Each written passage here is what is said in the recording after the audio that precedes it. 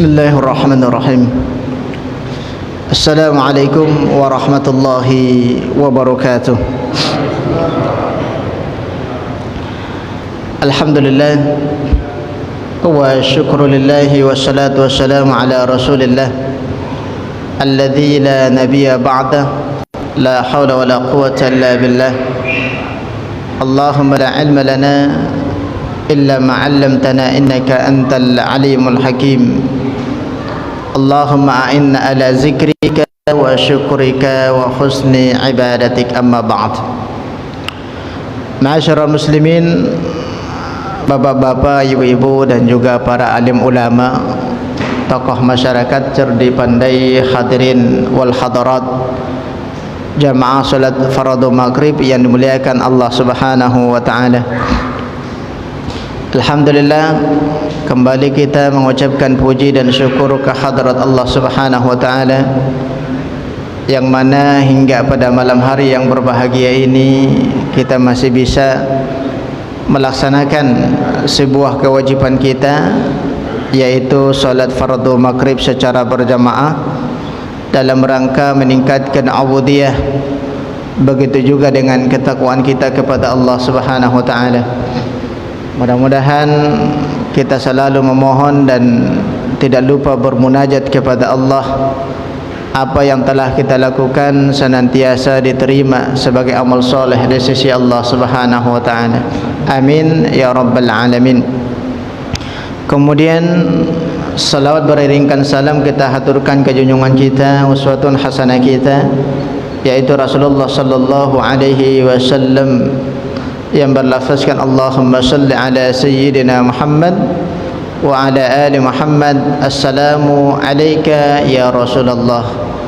Mudah-mudahan dengan seringnya kita mengucapkan salawat dan salam kepada Rasulullah, senantiasa selalu mendapatkan syafaat nantinya fi yaumin la yanfa'u malun wala banun illa man atallaha biqalbin salim, kata Allah. Ma'asyiral muslimin, jamaah salat maghrib yang dirahmati Allah Subhanahu wa taala, dan juga sebuah keistimewaan bagi kita pada malam hari ini, di sela daripada kesibukan kita, kita masih bisa menyisihkan sedikit daripada kehidupan kita ataupun waktu kita untuk duduk sejenak di majelis ilmu ini sampai nantinya masuk waktu salat Isya. Seperti halnya yang selalu kita sampaikan mengutip sebuah hadis Rasulullah sallallahu alaihi wasallam, man salaka tariqan yaltamisu fihi ilman sahalallahu lahu tariqan ilal jannah. Barang siapa di antara umatku, kata Rasulullah, yang selalu melapangkan waktunya untuk mendatangi sebuah majelis ilmu kelak nanti pada hari kiamat, yang kondisinya luar biasa, sangat memprihatinkan, kata Rasulullah, tapi ada di antara mereka yang mana mereka dipermudah oleh Allah langkahnya menuju surganya Allah Subhanahu wa taala. Taib, hadirin wal hadarat, jamaah salat maghrib yang dirahmati Allah, sebagaimana biasanya insyaallah pada malam hari yang berbahagia ini kita membacakan dua hadis daripada Rasulullah sallallahu alaihi wasallam yang berkaitan dengan alamatu yaumul qiyamah, tanda daripada ciri-ciri datangnya daripada hari kiamat itu.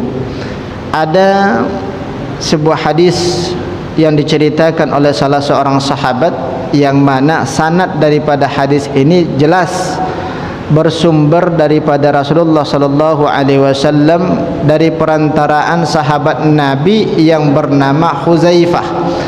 Huzaifah wa kunyatuhu bi ismi Abdullah. Huzaifah ini adalah nama yang baik dan diberikan kunyah oleh Rasulullah dengan sebutan Abdullah.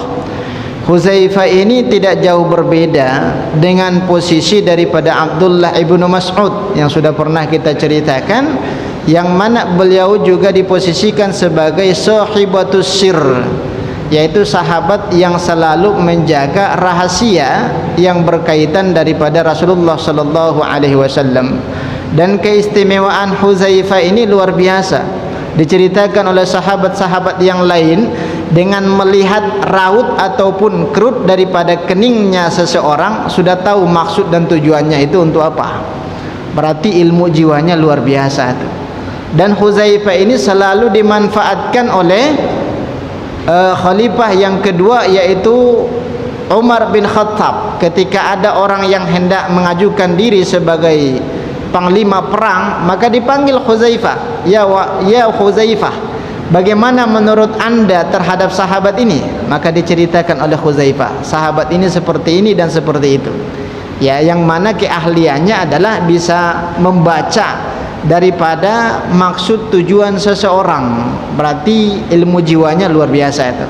Kalau pada saat ini beliau masih hidup, tahu dia siapa yang belum ngopi dan yang sudah ngopi. Nah, ini belum ngopi kan, seperti itu. Ini adalah sahabat yang luar biasa, termasuk bahagian daripada yang menjaga kerahasiaan Rasulullah sallallahu alaihi wasallam. Apa kata Huzaifah radhiyallahu anhu? Ittala'an Nabi sallallahu alaihi wasallam. Suatu ketika Nabi mendatangi kami, menyemperin kami. Ketika itu Nabi berada di rumahnya di samping Masjid Nabawi, dan Rasulullah sallallahu alaihi wasallam membuka jendela daripada rumahnya melihat Huzaifah beserta sahabatnya sedang berkumpul itu. Sedang muzakarah satu sama lain, saling mengingatkan satu sama lain. Diperhatikan betul oleh Rasulullah. Apa yang dilakukan oleh sahabat ini? Yang mana ketika itu Nabi keluar dari masjid, keluar daripada rumahnya, kemudian mendatangi sekelompok sahabat yang sedang berkumpul. Ittala'a alaina an-nabi sallallahu alaihi wasallam, sehingga ketika itu Nabi bergabung dengan kami, kata Huzaifah. Kemudian Nabi melentarkan sebuah pertanyaan kepada kelompok sahabat ini. Apa kata Rasulullah? Ma tazakarun. Nah, maka kata Huzaifah, kan kami sedang muzakarah ketika itu. Nabi menghampiri dan bertanya kepada kami, wahai sahabatku, apa yang menghendaki kalian untuk berkumpul di sebuah tempat seperti ini? Kalian muzakarah tentang apa? Kalian menceritakan masalah apa? Kata Rasulullah. Sehingga nanti ketika ada kekeliruan, Nabi yang memperbaiki daripada kekeliruan itu. Maka apa kata Huzaifah? Ma tazakarun, apa yang kalian pelajari ataupun apa yang kalian bahas? Kemudian apa kata Huzaifah? Qalu nazkurus sa'atu ya Rasulullah. Sesungguhnya kami bercerita tentang tanda-tanda datangnya ataupun munculnya hari kiamat, kata Huzaifah. Maka apa kata Rasulullah sallallahu alaihi wasallam? Innaha lan taqumu. Kalau di hadisnya innaha lan taquma, maka Nabi memakai kalimat lan di dalam hadis ini, tidak akan, bukan lam ya. Kalau lam berarti belum, tapi Nabi memasukkan kata-kata di dalam hadis ini, inna lan taqumas sa'atu, tidak akan muncul hari kiamat itu ketika ataupun sebelum kalian melewati dengan 10 tanda. Asaratu alamatu yaumatil kubra, yaumul qiyamatil kubra. Ada 10 tanda hari kiamat dinamakan dengan tanda-tanda besar. Kalau tanda-tanda kecil Pak sudah banyak kita perhatikan pada saat ini. Banyaknya pertikaian, kemudian peperangan, diberikan amanah kepada orang yang tidak adil. Itu adalah tanda-tanda hari kiamat. Ya'til amanatu ghairu ahliha, kata Rasulullah. Diberikan amanah, kepercayaan, kepemimpinan kepada orang yang tidak amanah terhadap kepemimpinannya. Ini adalah salah satu tanda daripada hari kiamat, tapi tanda kecil ini masuk ke dalam kategori tanda hari kiamat yang kecil. Yang besar itu berapa? Asyaratun, kata Rasulullah. Ada 10 tanda-tanda hari kiamat. Apabila muncul satu, maka yang 9 lagi itu akan mengikut itu. Akan ngikut serentak dia. Ketika sudah muncul salah satu di antara yang 10 ini, maka yang 9 lagi itu datang ataupun menyusul daripada muncul yang pertama. Wa qad ikhtalaful ulama'u fi tartibi hadhil alamat. Dan sungguh telah banyak ataupun mungkin terjadi perbedaan persepsi di kalangan para ulama tentang siapa ataupun apa yang muncul lebih dahulu. Apakah dia turunnya Nabi Isa, apakah dia munculnya Dajjal, apakah Ya'juj Ma'juj, apakah munculnya Dukhan, ataupun mungkin Al-Khusuf ala salasati aqsam, ataupun terjadi 3 daerah gerhana, baik ya di timur, di barat dan juga di Jazirah Arab. Mana yang lebih dahulu? Dikarenakan tidak ada nas yang menceritakan kepastian tentang urutan yang ke-10 itu, maka terjadilah perbedaan pandangan di kalangan para ulama. Ada yang mengatakan dukhon dulu, dukhon itu kan kabut dulu muncul. Ada yang mengatakan Imam Mahdi beserta Nabi Isa dulu turun. Bahkan ada di antara ulama mengutip sebuah hadis Rasulullah sallallahu alaihi wasallam, yang pertama sekali di dalam tanda hari kiamat kubra itu adalah munculnya Dajjal. Anak Dajjal ini luar biasa. Dajjal ini adalah manusia yang sengaja dipersiapkan oleh Allah Subhanahu wa taala untuk menguji keimanan daripada manusia. Maka hadis yang kedua, ini hadis yang sangat panjang sekali, Pak. Kurang lebih mungkin 4 halaman itu. Bercerita tentang Dajjal. Diceritakan oleh siapa? Diceritakan oleh Fatimah binti Qais. Fatimah binti Qais ini istri daripada paman Rasulullah, yaitu Abu Thalib. Berarti bibinya ini. Fatimah binti Qais ketika meninggal suaminya Abu Thalib, waktu itu ada yang mengatakan Nabi berumur 14 tahun, maka meninggal Abu Thalib. Tak lama kemudian setelah diutus Rasulullah sebagai Rasul, maka salah satu yang pertama sekali masuk ke dalam agama Islam itu adalah Fatimah binti Qais, bibi daripada Rasulullah, istri daripada Abu Thalib. Waktu kecil daripada Rasulullah, Abu Thalib yang ngasuh, tapi istri daripada Abu Thalib, istri daripada Abu Thalib. Ada anak-anaknya sedang makan, maka di anak-anakku, jangan kalian habiskan dulu makanan kalian, ada anakku satu lagi yang belum datang. Maka ia ibaratkan Rasulullah itu sebagai anaknya. Kedekatannya luar biasa, hubungan emosionalnya mulai kecil juga sudah terjaring antara Fatimah dengan Rasulullah. Yang dimaksudkan bukan Fatimah daripada putrinya ya, tapi Fatimah binti Qais. Ketika Nabi datang, barulah para anak-anaknya menikmati makanan, mereka sama-sama kenyang. Inilah yang dilakukan oleh Fatimah binti Qais terhadap Rasulullah. Maka apa kata Fatimah? Pernah suatu ketika hijrah yang pertama dari Makkah ke Madinah, aku ikut dengan Rasulullah. Berarti beliau itu statusnya sebagai janda. Fatimah binti Qais ini janda dan pernah dipromosikan oleh Rasulullah, siapa yang mau menikahi daripada bibinya itu. Ini luar biasa.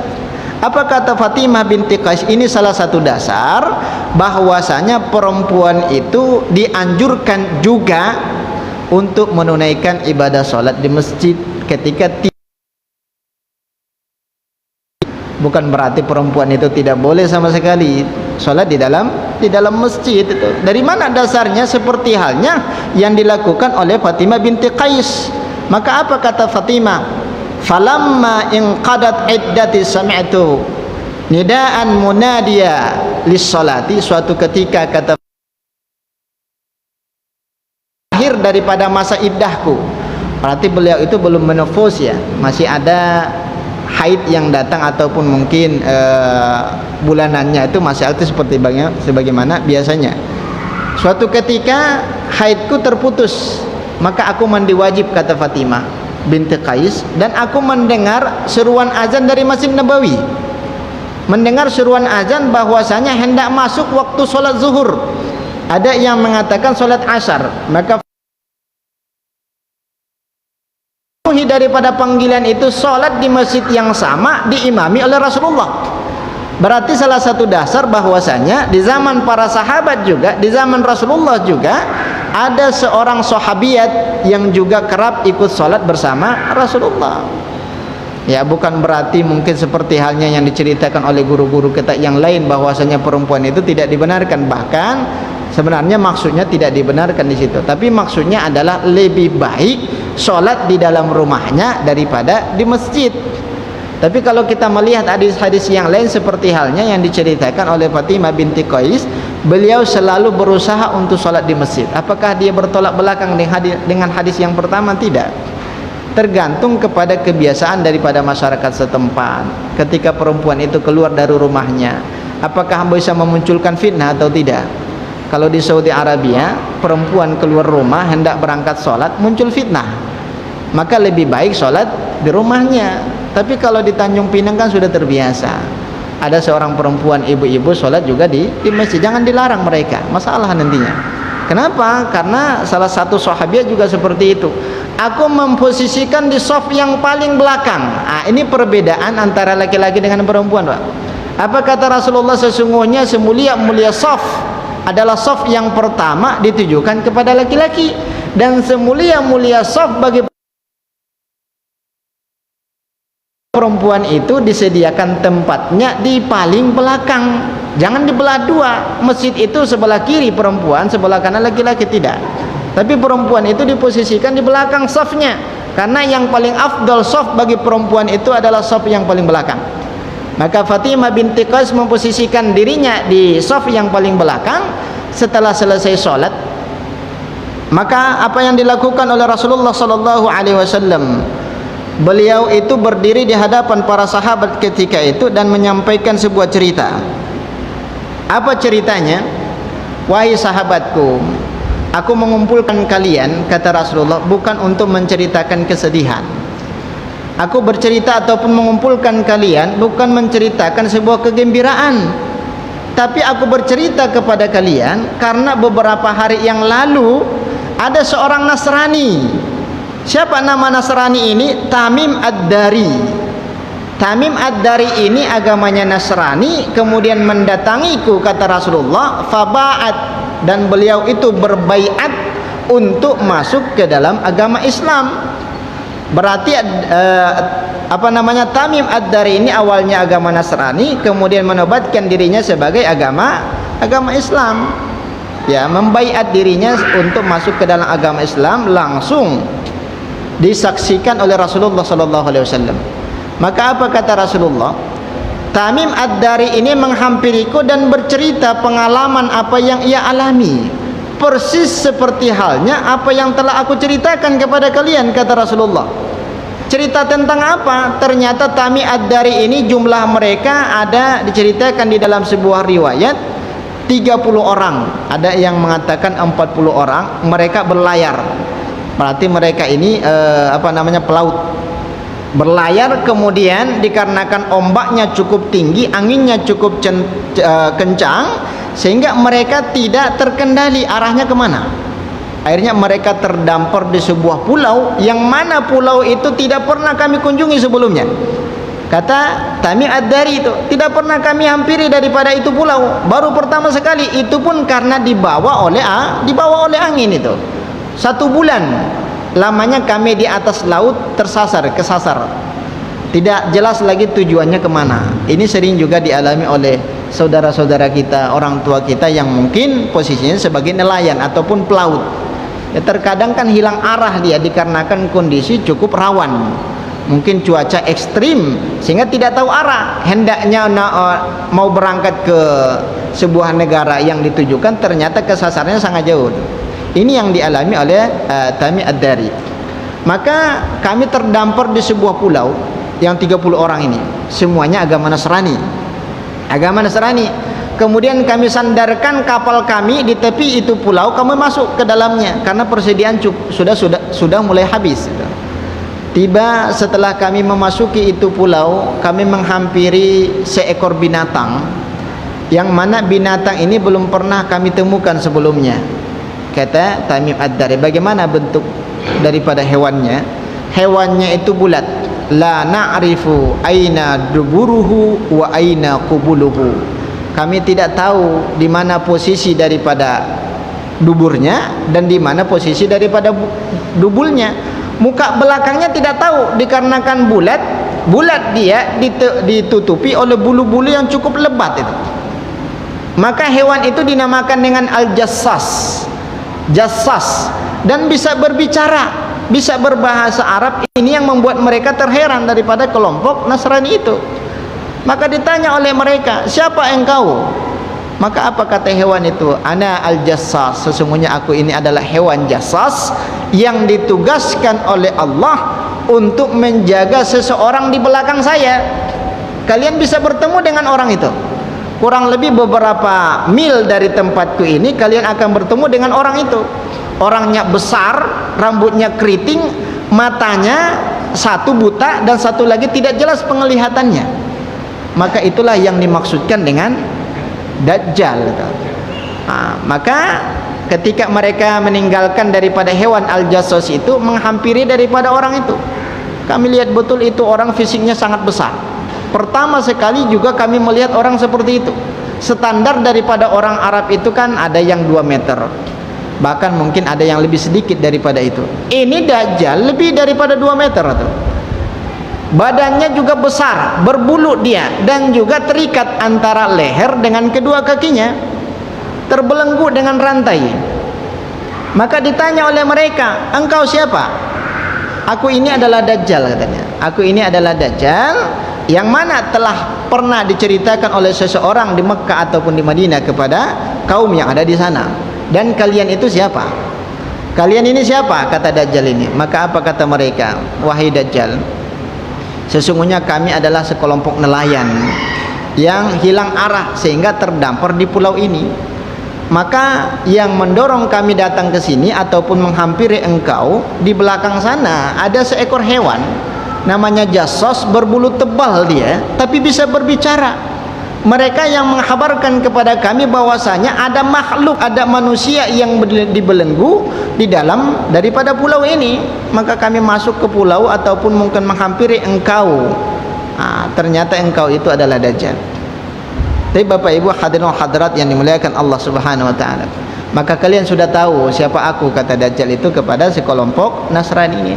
Dan aku mengajukan 4 pertanyaan kepada kalian. Ini kita belum bercerita tentang bagaimana ciri-cirinya, bagaimana keturunannya, berapa kekuasaan yang diberikan Allah kepada ini Dajjal. Luar biasa, Pak. Diceritakan di berbagai hadis yang cukup banyak tentang kekuasaan yang diberikan kepada Dajjal. Dajjal ini manusia yang bisa menurunkan hujan dengan izinnya Allah. Terkadang Dajjal itu mendatangi sebuah perkampungan dan beliau itu berdakwah di sana, di perkampungan itu. Apakah kalian mau percaya terhadapku bahwasanya aku ini adalah Tuhan?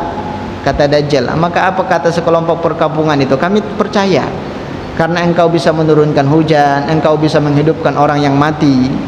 Maka dikarenakan kampung itu percaya terhadap itu Dajjal, maka mereka mengalami kesuburan yang luar biasa. Pertaniannya berlipat ganda hasilnya, peternakannya juga seperti itu. Dan ada perkampungan lain sama sekali tidak percaya dengan itu Dajjal.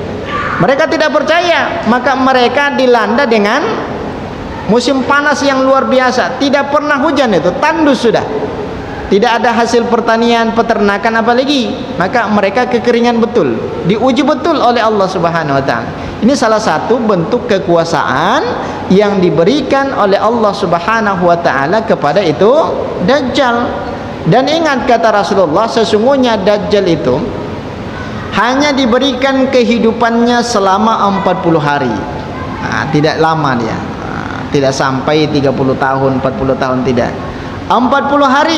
Dan selama 40 hari itu Dajjal ini bisa berpindah tempat. Dari timur ke barat itu hanya membutuhkan waktu yang cukup cepat. Bagaimana proses perjalanan itu Dajjal diceritakan oleh Rasulullah SAW seperti halnya hujan yang dihembus oleh badai. Kalau hampir turun hujan di Tanjung Pinang kan kencang betul itu angin. Seperti itulah perjalanan daripada itu Dajjal berpindah dari tempat satu dengan tempat yang kedua. Maka umurnya hanya 40 hari kata Rasulullah. Tapi ingat, hari yang pertama setara dengan 1 tahun, hari yang kedua setara dengan 1 bulan, hari yang ketiga setara dengan 1 pekan, dan hari yang keempat seperti hari kalian kata Rasulullah. Berarti kurang lebih umurnya 1 tahun 2 bulan, kurang lebih seperti itu. 1 tahun 2 bulan umurnya. Tapi seluruh daripada dunia bisa dijelajahi oleh itu Dajjal itu. Cuma ada 2 daerah yang tidak bisa aku masuki ini tuh kata Dajjal. Daerah mana itu? Daerah Makkah dengan Madinah. Maka apa kata Rasulullah SAW kepada jamaah yang berkumpul di masjid itu? Sungguh yang mana kota kita ini adalah tidak bisa dimasuki oleh Dajjal. Ini adalah kota yang baik. Ini adalah kota yang baik dan ini adalah kota yang baik. Berarti Makkah dan Madinah ini dijaga. Kenapa malaikat itu tidak bisa memasuki 2 kota ini? Ada 2 kota yang tidak bisa aku masuki kata Dajjal kepada sekelompok daripada Nasrani ini, yaitu kota Makkah dan Madinah. Ditanya oleh mereka, wahai Dajjal, kenapa engkau tidak bisa memasuki dua kota itu? Ada ribuan daripada malaikat yang menjaganya, di tangan kanan mereka terhunus pedang yang cukup tajam. Nah, ketika aku berusaha untuk masuk, aku juga merasa ketakutan, terpisah kepala dengan jasadku, kata dia. Nah, maka tidak berani dia memasuki antara Mekah, kota Mekah dengan kota Madinah. Tapi ada upaya-upaya yang ia lakukan, bagaimana caranya penduduk yang ada di kota Makkah dan Madinah itu keluar untuk mendatanginya. Nah, kalau kita perhatikan sekarang, Pak, di Makkah itu ada Rasulullah, sifat yang disifati oleh Rasulullah SAW ada di sana. Dan jangan salah, ada sifat yang disifati oleh Abu Lahab dengan Abu Jahal juga. Itu berada di Makkah, itu berada di Makkah. Ada kurang lebih yang mana beliau itu sawak, membawa teksi, dia sudah hidup bertahun-tahun lamanya di Mekah, kurang lebih katanya 20 tahun, tapi tak pernah menunaikan ibadah haji. Coba kita bayangkan itu. Kerjanya supir terus, dia nyupir ataupun membawa sewa. Ketika musim haji ya sudah, ini musim panen kata dia, mencari rezeki. Nah, kalau saya ikut haji, otomatis saya tak dapat uang satu tahun ini, kata dia. Nah, coba kita bayangkan, sedangkan orang Indonesia saja sudah bertahun-tahun, sudah lunas, bahkan tertunda, kan seperti itu. Dan mudah-mudahan dimudahkan oleh Allah Subhanahu wa taala ke depan untuk menunaikan ibadah haji ataupun umrah. Kemudian Dajjal itu memberikan 4 pertanyaan. Ini adalah ada kaitannya dengan munculnya Dajjal dari persembunyiannya, diberikan izin oleh Allah Subhanahu wa taala. Maka apa kata Dajjal dengan pertanyaan yang pertama? Wahai sekelompok manusia, akhbirni an-nakhli Baisan, ceritakan kepadaku tentang kebun kurma di Baisan. Kebun kurma Baisan ini daerah dataran tinggi di daerah Palestina. Baisan dekat kota Galilea. Dan Baisan ini adalah kebun kurma yang bersusah payah daripada orang-orang Israel untuk memusnahkannya sampai saat ini, Pak. Seandainya, maka apa kata sekelompok orang itu? Wahai Dajjal, kenapa engkau bercerita tentang kurma Baisan? Apakah kurma itu sudah berbuah? Maka apa kata mereka? Sampai saat ini kurbannya lebat, bisa dinikmati oleh orang setempat, bahkan melebihi daripada itu. Dulu ini ceritanya di zaman para sahabat ataupun Rasulullah sallallahu alaihi wasallam. Suatu saat nantinya itu kurma akan tidak berbuah lagi, bahkan hancur, musnah sudah. Nah, kalau sudah musnah, itu adalah tanda-tanda aku diberikan izin oleh Allah Subhanahu wa taala untuk muncul ke permukaan bumi, menjalankan misi yang telah dinobatkan kepadanya selama 40 hari 40 malam. Nah, kalau kebun kurma Baisan yang ada di Palestina sudah mulai habis, dimusnahkan oleh orang Israel, itu adalah salah satu tanda. Dan mereka tahu itu. Orang Israel itu tahu, mempelajari ini hadis, bahwasanya salah satu penghalang munculnya Dajjal yang mana kurma di Baisan itu masih berbuah. Bagaimana caranya? Otomatis mereka harus hancurkan itu. Harus dihancurkan. Kalau sudah dihancurkan kan tersisa 3 lagi. Ini pertanyaan pertama yang diajukan oleh Dajjal kepada sekelompok orang yang terdampar tadi. Kemudian mengajukan pertanyaan yang kedua, akhbirni an bakhirati Tiberias. Ada sungai Tiberias ini antara dataran tinggi Golan yang ada di Syria, perbatasan dengan Palestina. Dan Palestinanya itu juga sudah dikuasai oleh Israel itu. Sampai saat ini, Pak, kalau kita lihat berita di Al Jazeera, antara Syria dengan Israel sekarang lagi perang tuh, untuk mempertahankan daripada Tiberias itu, sungai Tiberias, Bakhirati Tiberias. Dan sampai saat ini setiap tahun kuota daripada air sungai itu sudah mulai surut. Itu jauh betul perbedaannya tahun yang lalu dengan tahun sekarang. Bisa jadi ada yang mengatakan lebih daripada 1 meter surutnya daripada sungai Tiberias itu. Nah, kalau seandainya sungai Tiberias itu sudah kering, kata Dajjal, itu adalah salah satu tanda aku diberikan izin oleh Allah Subhanahu wa taala.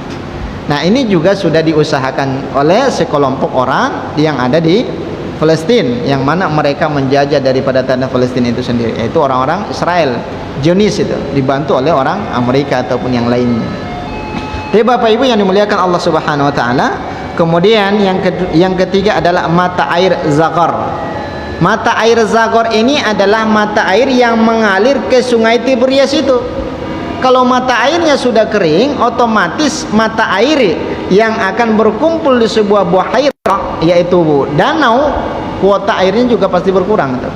Dan itu kata para sahabat dulu itu artinya masih mengalir, sehingga menghidupkan daripada lahan pertanian di sekitarnya. Itu adalah lahan yang paling subur dulu, Pak, di Timur Tengah, ya, dikarenakan mata air Zaghar itu. Dan sampai saat ini mata airnya juga sudah mulai mengecil, sudah mulai kering. Dan pertanyaan yang terakhir yang dilemparkan oleh Dajjal itu kepada sekelompok orang, bagaimana kondisi dakwah daripada seseorang yang dinamakan dengan al-ummiyin? Siapa yang dimaksudkan oleh Dajjal al-ummiyin? Rasulullah ummi. Yang mana ummi artinya bukan berarti tidak ada pendidikan, Pak, tidak punya ilmu. Ummi itu definisinya adalah orang yang berilmu tanpa menjalankan sebuah pendidikan. Maka Rasulullah itu tidak pernah sekolah, dia tidak pernah SD, SMP, SMA, bahkan kuliah tidak pernah tuh. Tapi kecerdasannya luar biasa. Itulah yang dinamakan dengan ummi, memperoleh ilmu yang luar biasa tanpa harus belajar kepada orang lain. Nah, maka ada yang mendefinisikan ummi itu masuk ke dalam kategori buta huruf. Tidak. Nah, kalau kita bilang Rasulullah itu buta huruf, otomatis ada sifat baladah. Baladah itu kan bodoh. Padahal itu adalah sifat yang mustahil dinobatkan kepada Rasulullah sallallahu alaihi wasallam. Beliau itu bersifat fatonah, cerdas dia. Nah, maka apa kata Dajjal ketika itu, bagaimana kondisi dakwahnya? Apakah dia sudah berpindah dari Makkah ke Madinah? Maka apa kata mereka? Sesungguhnya Muhammad itu sudah berhijrah dari Makkah ke Madinah. Nah, apakah penduduk Madinah ketika itu menerima dakwah daripada Muhammad itu? Maka apa kata mereka? Tidak menerima pada awal mulanya. Maka terjadi peperangan terhadap penolakan kedatangan Rasulullah di Madinah ketika itu. Maka apa kata Dajjal itu? Sungguh beruntung nantinya orang yang mengikuti agama yang dibawa risalah oleh Muhammad itu, kata Dajjal. Inilah salah satu motivasi daripada siapa tadi? Daripada Tamim Ad-Dari masuk ke dalam agama Islam. Nah, diceritakan di dalam sebuah riwayat itu bahwasanya yang selamat di antara yang 30 orang itu adalah At-Tamim Ad-Dari itu. Sehingga sudah sampai dia di Mekah, maka mereka ataupun beliau itu menghampiri daripada Rasulullah untuk menobatkan dirinya sebagai muslim ataupun beragama Islam. Ya Rasulullah, kami mengalami hal yang sedemikian. Maka apa kata Rasulullah kepada para sahabat yang hadir di kota Madinah, di Masjid Nabawi ketika itu? Sesungguhnya Tamim Ad-Dari ini bercerita masalah Dajjal yang mana mereka terdampar di sebuah pulau, dan cerita itu sudah pernah aku ceritakan kepada kalian, kata Rasulullah. Nah, cara ciri-ciri munculnya Dajjal ini wali'azubillah, yang mana apabila yang 4 tadi itu sudah tidak ada lagi di permukaan bumi, maka Dajjal itu akan muncul. Pada saat ini kan Rasulullah sudah meninggal dunia. Tanda-tanda yang pertama sekali hilang adalah tanda yang keempat, yang mana wafatnya daripada Rasulullah sallallahu alaihi wasallam. Tersisa 3 lagi. Nah, inilah yang dibahas betul oleh guru-guru kita, oleh ustaz-ustaz kita tentang tanda-tanda munculnya Dajjal. Nah, kalau sudah munculnya Dajjal luar biasa, Pak. Ini antara antara hak dan yang batil gitu. Karena keistimewaan yang diberikan Allah kepada dia ini luar biasa. Sehingga keimanan kita membuat bimbang apakah betul dia ini Tuhan ataupun tidak. Orang yang beriman, kata Rasulullah, akan mengenali ciri-ciri daripada itu Dajjal. Bagaimana ciri-cirinya? Yang mana dinamakan dengan Al-Masihud Dajjal, berbeda halnya penamaan dengan Al-Masihu Isa ibnu Maryam. Maka Al-Masih ini maknanya, ada ulama yang mendefinisikan 23 makna arti daripada Al-Masih. Nah, Al-Masih dinisbatkan kepada Nabi Isa adalah orang yang membawa hidayah ataupun kebaikan. Tapi Al-Masih yang dinobatkan kepada Dajjal adalah orang yang membawa celaka ataupun petaka. Begitu juga dengan kedustaan. Nah, ini perbedaan antara Masih Isa dengan Masih Dajjal. Nah, kalau kita melihat di dalam sebuah riwayat dinamakan dengan Masih, dinisbatkan kepada Dajjal li'anna mamsuhu ainahu, dikarenakan satu di antara matanya itu buta, seperti halnya buah kurma. Buah kurma itu muncul putihnya sehingga betul-betul tidak berfungsi itu mata. Itu tanda-tanda ataupun ciri-ciri daripada Dajjal. Dan di jidatnya itu, kata Rasulullah, tertulis 4 huruf di antara huruf hijaiyah. Huruf apa itu? Kaf, huruf fa dengan ro, kafir. Nah, kalau kita sudah melihat betul tertulis kafir, nah maka itulah betul-betul ataupun Dajjal yang diceritakan oleh Rasulullah SAW. Nah, di bawahnya itu tertulis 2 baris, sa'idun man khalafahu wa syaqiyun man ata'ahu. Maka bergembiralah orang yang tidak mau ikut daripada seruan dakwah Dajjal itu sendiri, dan binasalah mereka yang mengiyahkan, bahkan berada di belakang daripada itu Dajjal. Ini orang yang beriman, kata Rasulullah, bisa membaca tanda-tanda yang ada di dalam fisik Dajjal itu sendiri.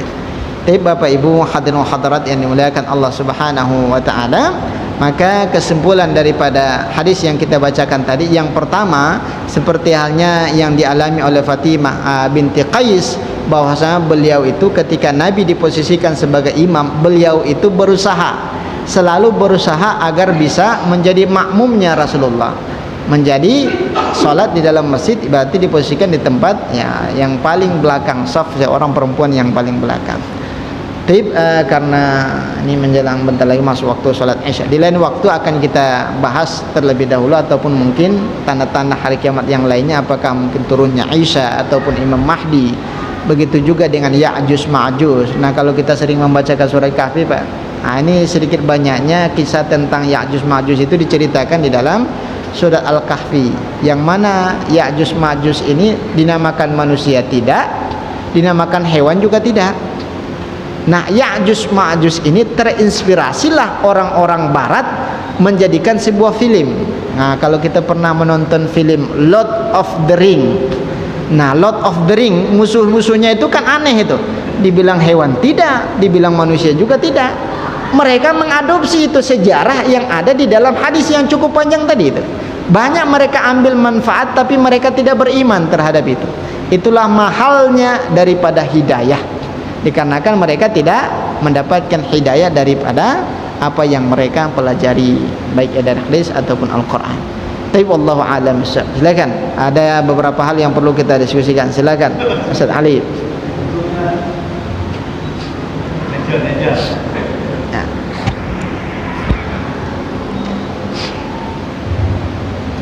Assalamualaikum warahmatullahi wabarakatuh.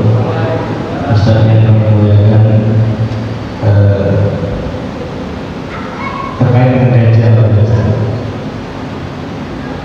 usia kurang 40 hari ya, bis itu mati, nanti makhluk. Adakah tanggung jawaban amal dia ke Allah?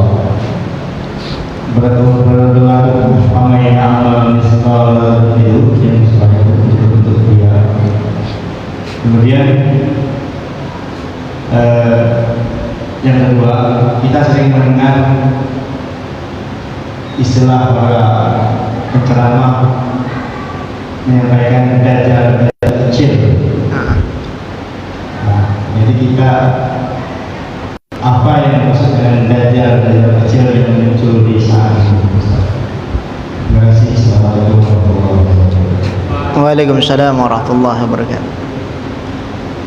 Baik Bapak Ibu jamaah salat maghrib yang dimuliakan Allah Subhanahu wa taala, ya, permasalahan yang pertama adalah berkaitan dengan usia yang diberikan oleh Allah Subhanahu wa taala kepada Dajjal laknatullah alaih, kurang lebih 40 yauman, 40 hari 40 malam, yang mana Dajjal ini bukan mati dengan sendirinya, tapi Dajjal ini ada kaitannya, diturunkan oleh Allah 2 imam. Yang pertama adalah Imam Mahdi, yang kedua Nabi Isa. Ini hampir bersamaan masanya. Yang lebih sahih di dalam sebuah riwayat menceritakan bahwasanya yang membunuh daripada itu Dajjal adalah Imam Mahdi. Di mana dibunuhnya? Di Palestina. Nah, berujung daripada dakwahnya Palestina sudah selesai semua dijelajahi oleh dia, maka mereka membuat sebuah posko besar itu di Palestina. Nah, ketika turun Imam Mahdi beriringan dengan Nabi Isa alaihissalam, maka Imam Mahdi inilah yang membunuh daripada Dajjal beserta pengikut-pengikutnya secara keseluruhan. Berarti jatah hidupnya hanya 40 hari, terbatas dikarenakan Allah Subhanahu wa taala menurunkan Imam Mahdi dan juga Nabi Isa. Kemudian yang kedua, ada istilah Dajjal kecil dengan Dajjal besar ini. Ini baru dengar pulaan. Ya, yang mana Dajjal itu kalau kita lihat di dalam sebuah riwayat sahih banyak sekali menceritakan bahwasanya Dajjal itu satu. Tapi ada ulama-ulama kita menisbatkan ada Dajjal yang lain yang mana perangainya itu hampir sama. Ini berkaitan dengan perangai sih itu sebenarnya, berkaitan dengan tingkah laku. Tapi sosok-sosok yang muncul mungkin pernah kita lihat di media, di berita, terlahir anak kemudian matanya satu, apakah dia Dajjal itu? Tidak. Kenapa? Karena Dajjal itu sudah ada, fisiknya sudah besar, yang mana beliau itu disembunyikan oleh Allah, belum diberikan izin untuk keluar. Kalau sudah keluar agar sampai ke Tanjung Pinang ini Pak, bahaya ini. Nah, sampai dia ke Tanjung Pinang sudah antara hidup dengan mati itu. Karena Dajjal ini diceritakan mendatangi sebuah perkampungan ataupun pemuda yang soleh, mendatangi seorang pemuda yang soleh, ditanya oleh Dajjal itu, wahai pemuda, apakah kamu yakin bahwasanya aku ini adalah Tuhan? Tidak. Dijawab oleh dia dengan tegas, tidak, kamu itu adalah Dajjal. Perhatikan, turun hujan, turun ketika itu hujan. Kalau keimanan kita lemah, oh ini Allah itu kan maha maha kuasa, otomatis bisa menurunkan hujan. Ternyata ini orang bisa menurunkan hujan. Kalau manusia sekarang kan tidak bisa menurunkan hujan, yang bisa itu pawang hujan. Nah ini bisa jadi, mohon maaf, bisa jadi ada kaitannya dengan perilaku daripada itu Dajjal itu. Kalau bisa jangan Pak, kalau ada kemampuan kita seperti itu tinggalkan itu, karena itu adalah bagian daripada kesyirikan. Ya, kita tidak membutuhkan hujan mungkin karena ada pesta dan kegiatan yang lain, tapi kan ada makhluk yang lain Pak, ada dari segi tumbuh-tumbuhan, dari makhluk hewan, mereka itu selalu bertasbih dan meminta kepada Allah. Tapi bentuk tasbihnya itu kita tidak bisa mencerna dan juga mendengarkan apa yang diucapkan oleh tumbuh-tumbuhan itu. Mereka itu menginginkan hujan. Nah, mereka diturunkan Allah hujan, kemudian kita yang menahan hujan itu dipindahkan ke yang lain itu. Walaupun itu dengan izin Allah. Berapa besar dosa yang kita peroleh Pak. Banyak makhluk yang terzalimi gara-gara kita.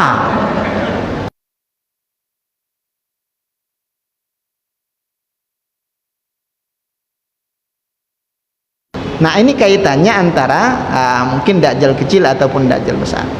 Yang mana Dajjal itu sudah ada, bukan berarti belum dilahirkan, tidak.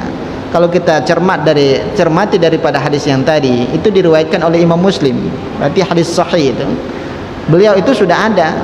Nah, tapi di pulau mana wallahu alam. Ada yang mengatakan pulau itu di antara Khurasan. Khurasan itu daerah Khurasan itu kalau tidak salah daerah Iran itu. Nah, ada yang mengatakan daerah Yaman. Yang jelas bukan daerah Pulau Penyengat kan seperti bahaya. Nah, itu jauh di daerah Timur Tengah sana. Nah, jauh dari Asia Tenggara seperti itu. Yang jelas ketentuan ataupun ketetapan tempat pastinya tidak diketahui. Karena yang selamat dari yang 30 orang itu hanya satu. Dan beliau itu tidak tahu lagi di mana tempatnya karena terbawa oleh angin ataupun badai. Tidak sengaja mereka terdampar di sebuah pulau itu sehingga dipertemukan oleh Allah.